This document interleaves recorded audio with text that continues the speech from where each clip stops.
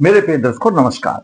प्रिय दर्शकों, ऋषि ज्योतिष में मैं आपका दिल से स्वागत करता हूं और आपको बहुत धन्यवाद देता हूं कि आप मेरे वीडियो बड़ी उत्सुकता से देख रहे हैं। आशा करता हूं आगे भी देखेंगे। मैं हमेशा ही आपसे आग्रह करता हूं और करता ही रहूंगा। आपको अगर वीडियो अच्छा लगता है तो लाइक कर दो, मेरा मनोबल ऊंचा हो जाता है। दो शब्द कमेंट्स में लिख दोगे तो और सोने पर सुहागा हो जाता है।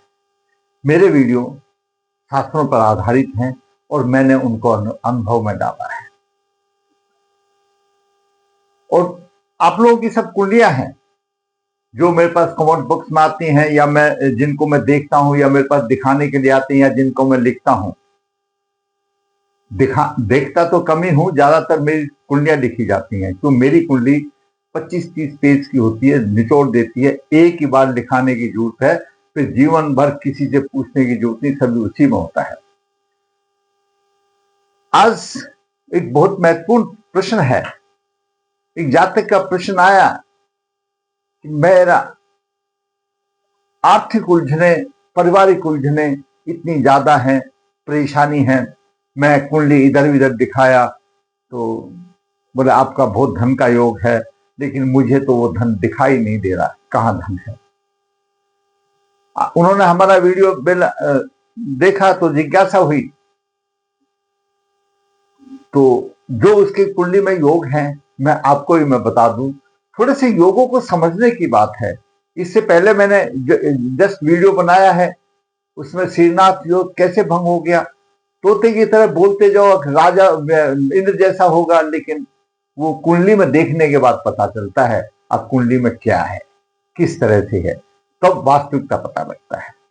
मैं हमेशा कहता हूं, ये लगन लगने स्वयं का प्रतिनिधि है। द्वितीय भाव धन का, तृतीय पराक्रम का, चतुर्थ भाव घरेलू सुख माता भूमि का, पंचम भाव शिक्षा आदि का, छठा भाव रोग शत्रु का भी है और संघर्ष का भी है, सेवा का भी भाव है। सप्तम भाव जीवन साथी का है, पार्टनरशिप का भी भाव है। अष्टम भाव दीर्घायु का, दीर्घकालीन योगों कष्टों का भी है। तो नवम भाव भाग्य भाव है। दसम भाव असली तो दसम भाव है और नवम भाव है। वैसे तो सारे ही असली है भाई, किसी के बिना कोई काम नहीं चलता, किसी के बिना कोई काम नहीं चलता। जैसे शरीर के सारे अंग चाहिए तो वैसे सबको भी चाहिए, लेकिन दसम भाव तो कर्म का भाव है। हम क्या कर्म करेंगे, क्या करने आए हैं, कहां पर है वो, किस स्थिति में हमारा कर्म भाव का स्वामी कौन देख रहा है, ये सारी चीजें विचारनी होती हैं। और फिर उसके बाद एकादश भाव, हम काम करेंगे तो एकादश भाव में हमको पैसा मिलेगा और हम समाज से जुड़ेंगे। और समाज से जुड़ने के लिए आज का आर्थिक युग है, बिना पैसे से कोई समाज जुड़ने नहीं देता, कोई बैठने भी नहीं देता। द्वादश भाव जो हमने कमाया जीवन में, उसमें सभी किस्म का खर्चे का भाव है, दर्द का भाव है, विदेश का भाव है, सेवा सुख का भाव है। अब बात करते हैं लगने सप्तम भाव में। लगन का स्वामी सप्तम भाव में, आपका लगन किसी भी चीज का हो, जब लगन का स्वामी सप्तम भाव में, सप्तम भाव भोग का भाव है। ऐसे जातक अति कामी प्रवृत्ति का होता है और उसको अच्छा सुख मिल जाता है। जब लगन का स्वामी सप्तम भाव में हो तो अच्छा सुख मिल जाता है। थोड़ा सा कामी प्रवृत्ति होती है, आलसा भी हो जाता है। जो भी बात है, जिसकी कामी प्रवृत्ति हो जाती है, आलसी हो जाता है। लगन में उच्च राशि का चंद्रमा, भाई आपका लगन में उच्च राशि का चंद्रमा हो, या चतुर्थ भाव में भी हो, या दसम भाव में भी हो, कहीं पर भी आपका उच्च राशि का चंद्रमा हो, या सप्तम में भी आ गया उच्च राशि का चंद्रमा हो, कहीं पर भी केंद्र में आपका उच्च राशि का चंद्रमा है और उसको शुक्र देख रहा है, तो चंद्रमा उच्च राशि का वृषभ राशि में होता है और उसको शुक्र देखे तो दर्शकों अच्छी सवारी का योग होता है, अच्छी सजावट वाला घर भी होता है। देखो, मकान एक अलग चीज है और सजावट शुक्र के द्वारा सजावट मिलती है, वो भी सब होता है। अच्छा सेवा सुख होता है, अच्छे आभूषण वस्त्र वगैरह अच्छा पहनने वाला, अच्छा शौकीन होता है, किसी किस्म की कोई कमी नहीं होती। अगर चंद्रमा राशि का चंद्रमा आपका कहीं पर भी हो, केंद्र में होना चाहिए, अच्छी अच्छी सवारी मिलती है। शुभ स्थिति में हो तो अच्छी सवारी मिलती है। चंद्रमा से चतुर्थ अच्छी, यानी चंद्रमा से केंद्र में हो, चंद्रमा को देखे, केंद्र में नहीं, चंद्रमा को देखे, चंद्रमा यहां शुक्र यहां हो, चंद्रमा यहां हो शुक्र यहां हो, इस तरह से बात हो। फिर आगे दसम भाव का स्वामी अष्टम में हो, ये बहुत ही महत्वपूर्ण है। मैंने ऐसे कुंडलियों में बहुत आदमियों को देखा है और वो परेशान होते हैं, और फिर हमने ये निचोड़ निकाला, शास्त्रों में गूढ़ ज्ञान से निकाला आखिर क्यों है। दसम भाव का स्वामी अष्टम भाव में है और अष्टमें से उसको देखे तो सीधी सी बात है, प्रेत योग है, उनका कोई पुरुष प्रेत योनि में है। हमने पूजाएं भी कराई है, तो ऐसे योगों की तो प्रकट हो जाते हैं। और बात करें हम एकादश भाव, एकादश भाव त्रिश्राय है। त्रिश्राय भाव कौन सा है? तीसरा छठा एकादश भाव, इनको त्रिश्राय बोला गया। त्रि मतलब तीन, तीसरा, छठ माने छठा, और आय का मतलब आमदनी का। इनको भावों को अशुभ बोला गया है, तीसरा छठे त्रिश्राय को। अगर ये पाप ग्रह हो, अगर ये किसी योग के साथ हो तो ठीक है। अगर त्रिश्राय का स्वामी शुभ ग्रह हो, चाहे गुरु कारक है बेशक, लेकिन कारक अगर शुभ ग्रह है गुरु भी, तो अगर द्वितीय भाव में होगा, कोई भी शुभ ग्रह हो, चंद्रमा हो, बुध हो, शुक्र हो, त्रिश्राय का स्वामी अगर द्वितीय भाव में होगा तो दरिद्रता लाता है। और वहीं क्रूर ग्रह होगा, जैसे सूर्य हो गया, मंगल हो गया, शनि हो गया, त्रिश्राय के स्वामी होगा तो यहाँ द्वितीय भाव में होगा, वो सभी प्रकार के भोगों को भोगता है। अगर शुभ ग्रह होगा तो नहीं होगा। और गुरु अगर हो तो और समस्या आ जाती है, क्यों? गुरु कारक ग्रह है धन का, और अकेला है गुरु, फिर काम नहीं देता, उसके साथ कोई दूसरा योग होना चाहिए तो होगा। अगर गुरु यहां पर है तो परेशानी आ जाती है, पेट रोग हो जाता है, क्यों? दसम भाव के स्वामी को देखता है। इन सब बातों को लेकर के आगे बढ़ते हैं, क्या कहता है कुंडली में।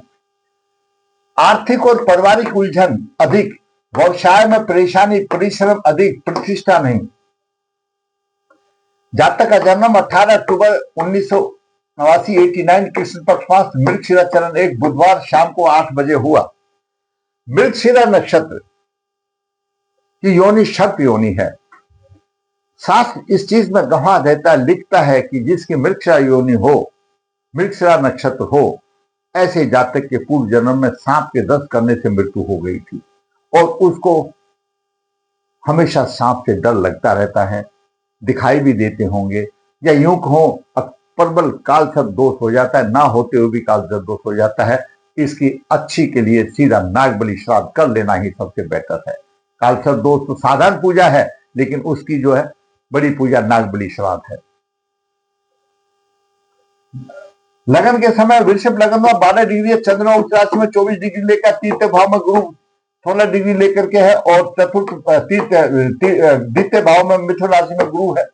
केतु कर्क राशि में 28 डिग्री लेकर के, पंचम भाव में बुध उच्च राशि में, मंगल अस्त है 25 डिग्री लेकर के, सूर्य नीच राशि का 28 लेकर के है। सप्तम भाव में लग्न शुक्र है, चंद्रमा से सप्तम शुक्र आ गया और चंद्रमा को शुक्र देख रहा है।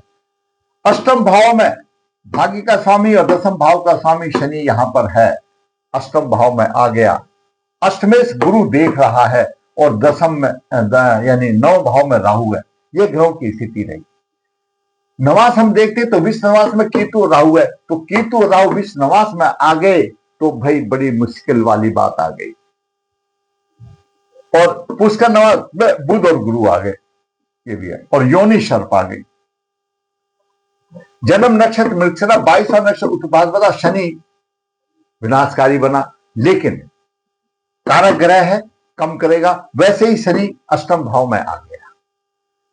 विनाशकारी के लिए शास्त्र कहता है कि अगर कारक ग्रह और विनाश नक्षत्र का स्वामी हो तो कम हानि करता है, लेकिन वो तो शनि अष्टम भाव में आ गया। अष्टम भाव में जब दसम भाव का स्वामी अष्टम में आता है, लगन कुंडली कोई भी हो, तो ऐसा मान के सोचो पूर्व जन्म के भीषण पाप प्रभाव किए हैं।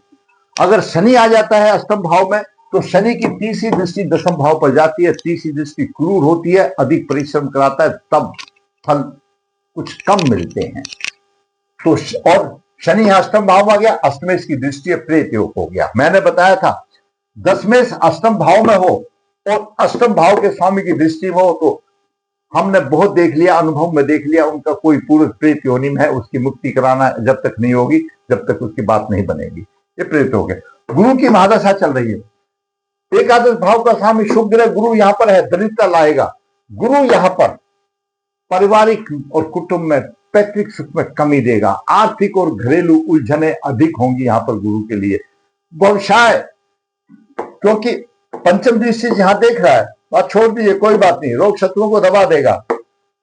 नवम दृष्टि से यहां पर देख रहा है, व्यवसाय में अधिक संघर्ष होगा। गुरु एकारक है और शनि का भी सब सप्तम योग बन रहा है। और ऐसे अगर कन्या लगन की कुंडली हो तो गुरु जब इसमें पीड़ित आ जाता है, पीड़ित में तो प्रभाव आ जाता है किसी का, मंगल का, शनि का, राहु केतु का, तो पत्नी के साथ भी संबंध मधुर नहीं होते, क्योंकि शनि वैरागी करा देता है, मधुरता कम करता है। अब यहां पर ये प्रेत योग बता दिया, शनि की तीसरी दृष्टि दशम भाव पर है, जैसे मैंने पहले बताया, उसकी दृष्टि तीव्र होती है और पाप ग्रह की तीव्र दृष्टि होती है, लेकिन दशम भाव में बैठ करके देख रहा है, कुछ देगा लेकिन प्रतिष्ठा नहीं मिलेगी। परिश्रम अधिक कराते हैं शनिदेव और लाभ बड़ी मुश्किल से आधी उम्र हो जाती है, जब मिलता है इतना खूब कोलू के बैल की तरह काम करने के बाद मिलता है। ये शनिदेव का ये प्रभाव रहा। तो दर्शकों, यहां पर पुष्कर नवास में बुध आया, बुध उच्च राशि में, जब पुष्कर नवास का सवाल आता है तो शिक्षा संतान में अच्छा देगा, क्यों? पुष्कर नवास में बुध उसको ऊंचा उठाएगा। गुरु पुष्कर नवास में आ गया, एकारक है, एकारक है, अष्टमेश भी है और एकादश भाव का स्वामी भी है, लेकिन कृष्णाय का स्वामी हो जाने की वजह से अब कारक क्या है गुरु का? गुरु धार्मिक है, आध्यात्मिक है, धन का कारक है, संतान का कारक है, उसमें कुछ देगा, दे देगा। तो पुष्कर नवास में आ गया तो इसको बट करेगा, लेकिन अष्टम की मैं उसकी मूल त्रिकोण राशि है, अष्टम के गुण ज्यादा देगा, एकादश की गुण कम देगा, जो मेन राशि है वो पर। तो यहां पर भावी प्रभावी हो जाता है। तो गुरु यहां पर दूध का धुला नहीं है पुष्कर नवास में आ जाने से। पुष्कर नवास में जो कोई भी ग्रह जो पुष्कर नवास में आता है, तब तो उस बालक को मजा आ जाता है नौकरी करने में कि कारक ग्रह हो, लग्नेश हो, पंचमेश हो, भाग्येश हो और दशम भाव का स्वामी हो, ऊपर उठ जाता है। और एकारक आ जाता है तो भाई वो अपने अशुभ फल भी देगा, अपने भाव को बलवान करेगा, कारक तो देगा लेकिन अशुभ फल भी देगा। तो ये ग्रहों की स्थिति रही और उस गुरु की वजह से और शनि की वजह से पूरा मामला बेकार हो गया। भाग्य का साथ मिल रहा, राहु ने यहां पर चंद्रमा को पीट दिया, चंद्रमा उच्च राशि का तो आ रहा था, लेकिन राहु तो विश्वनवास में राहु ने पंचम दृष्टि से चंद्रमा को पीट दिया, मानसिक बल कमजोर रह गया, जो अच्छा योग था वो भी खत्म हो गया। और जब मन ही पीड़ित हो गया तो फिर क्या करेगा? पीड़ित हो गया और केतु ने आमदनी को रोक दिया, केतु के नवम दृष्टि यहाँ पर आमदनी है। तो राहु केतु दोनों विश्वनवास में, गुरु पुष्कर में आ गया लेकिन राहु केतु विश्वनवास में आ गया। कहां चलोगे? पितामह है, मैं भी चलता हूं, कहने का मतलब यह है उनके पितामह, उनके कोई पूर्वज तृप्त योनि में है, उसकी मुक्ति कराओ, मुक्ति कराने के बाद अच्छा चमकेगा ये जातक। और योनि शर्त है, नारायण बलि के साथ नाग बलि कराना ना भूलें। अगर उन्होंने ये कर लिया तो अच्छा चमकेगा, अच्छे उसकी राह आसान होगी, सारी उलझने खत्म हो जाएंगी। अगर आपको वीडियो अच्छा लगा है तो आप लाइक करें, शेयर करें, ये चैनल सब्सक्राइब नहीं किया सब्सक्राइब करें, ताकि आने वाली भी अपडेट आपको मिल सके। धन्यवाद।